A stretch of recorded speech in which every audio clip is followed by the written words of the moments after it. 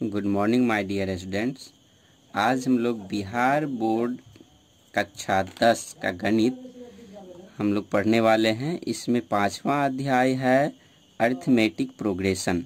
ऐसे को समांतर श्रेणी कहते हैं हिंदी में, शॉर्ट में इसको एपी कहा जाता है। एपी को समझने के लिए सबसे पहले हम लोग अनुक्रम पढ़ेंगे, अनुक्रम के बाद समांतर श्रेणी, समांतर श्रेणी के बाद सार्वअंतर समझेंगे। तो अनुक्रम क्या होता है? तो अनुक्रम संख्याओं का वह समूह है जो एक निश्चित नियम के अनुसार सजा होता है। जैसे 2, 4, 6, 8 यह सजा हुआ है, या 3, 6, 9, 12, या फिर 3, 3 तिया 9, 9 तिया 27, 27 तिया 81। ये सब जो संख्या है यह एक निश्चित नियम के अनुसार सजा हुआ है। इसे क्या कहेंगे? अनुक्रम कहेंगे। फिर दूसरा जो आता है हमारा समांतर श्रेणी क्या है? तो यह भी एक अनुक्रम ही है, लेकिन इसमें क्या होता है कि इसमें जोड़ होता है। यहाँ पर देख रहे हैं कि जोड़ भी हो रहा है और गुणा भी हो रहा है, घटाव भी होगा, भाग भी होगा। जो एक निश्चित नियम के अनुसार होता है उसको हम अनुक्रम कहते हैं। लेकिन समांतर श्रेणी में जोड़ा जाता है, जैसे कि 2, 4, 6, 8 ये सब में एक निश्चित संख्या की वृद्धि हो रही है। यह हमारा कहलाया पहला पद, ये कहलाया दूसरा पद। इसको A2 लिखते हैं, इसको A3 लिखते हैं, इसको A4 लिखते हैं। समांतर श्रेणी का प्रत्येक संख्या जो है एक पद कहलाता है। यह क्या है? पद है। क्या है? पद। ये पहला पद, दूसरा पद, तीसरा पद, चौथा पद। इसमें पूछा जाए कि तीसरा पद क्या है, तो तीसरा पद हमारा 6 है। तो समांतर श्रेणी क्या हो गया कि वह अनुक्रम जिसके प्रत्येक पद में एक निश्चित संख्या की वृद्धि हो उसे समांतर श्रेणी कहते हैं। आप लिख सकते हैं, वह अनुक्रम जिसके प्रत्येक पद में एक निश्चित संख्या की ही वृद्धि होती है उसे समांतर श्रेणी कहते हैं। और जिस निश्चित संख्या की वृद्धि होती है उस संख्या को कहते हैं सार्वंतर। जैसे इसमें 2, 4, 6, 8 है, तो इसका सार्वंतर क्या हो जाएगा?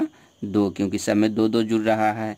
या 3, 3, 5, 7, 9 इसमें पूछा जाए तो इसका सार्वंतर कितना होगा? सब में कितना कितना बढ़ रहा है, तो इसका भी सार्वंतर हो जाएगा 2। सार्वंतर को हम लोग D से सूचित करते हैं।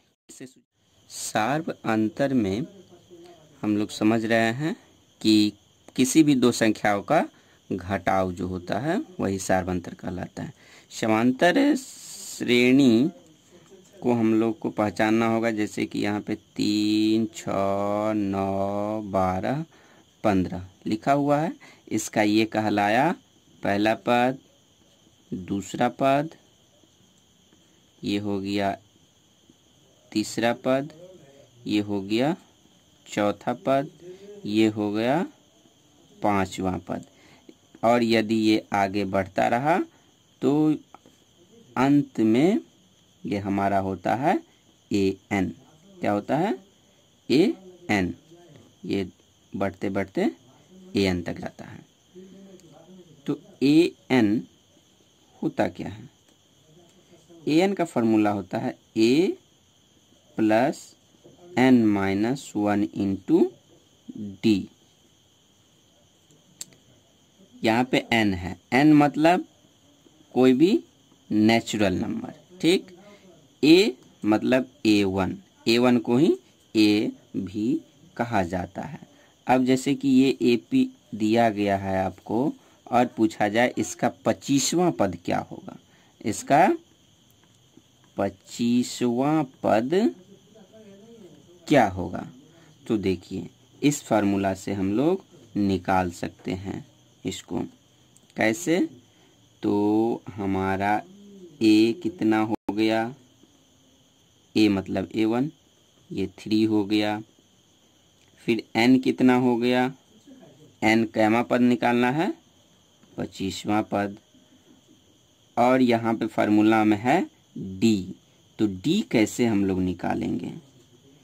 d निकालने का फार्मूला होता है A2 माइनस A1, यानी कि A2 कितना है, ये A2 हो गया हमारा 6 और घटे A1 कितना हो गया 3, तो ये हो गया हमारा 3।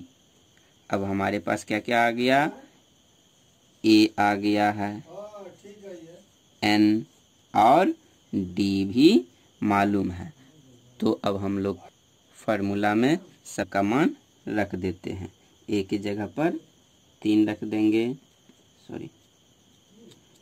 फिर N के जगह पर 25 माइनस 1 इंटू D के जगह पर 3 रख देंगे, तो क्या आएगा, 3 जोड़ 25 में से 1 गया तो 24 और गुना 3, तो 3 जोड़ 24 दिया 72, यानी कि 25वां पद हो गया हमारा 75। इसको क्या लिख देंगे, A25 इज इक्वल टू 75। इस तरह से आप लोगों ने समांतर श्रेणी के बारे में पढ़ा।